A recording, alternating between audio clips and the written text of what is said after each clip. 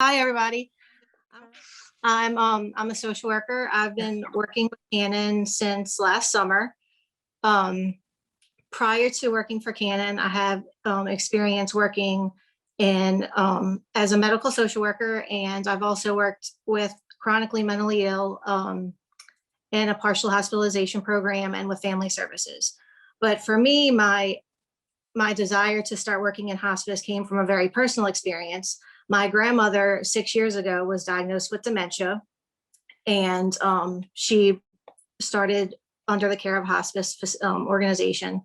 And it really provided my family personally with so much help and support. And it helped her live her last days in comfort. And so she was able to be surrounded by all of her loved ones. So as a social worker with Canon, I have a very unique experience of being able to provide empathy and compassion and support to patients and their loved ones. Um, Generally, I'll start by kind of assessing the patient's needs and help them with a plan of care.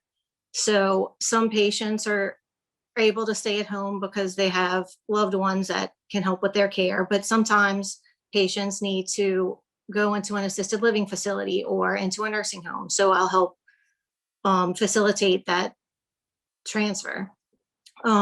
Mostly, though, I help provide emotional support and I help alleviate the anxiety that families and patients have and the stress that they have about their final days.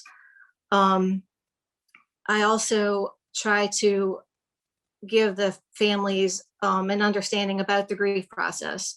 And mostly, I like to follow Kubler-Ross's stages of grief, which are denial, anger, bargaining, depression, and acceptance. And I help the family members understand that it's not a straightforward process, that sometimes you feel like you've accepted things, but then you might go back to a previous step, and that's okay.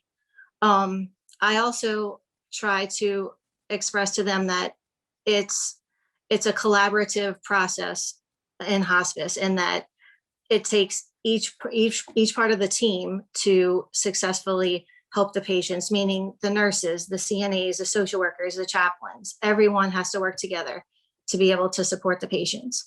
And one of the things most recently that I've started to look into is it's a process called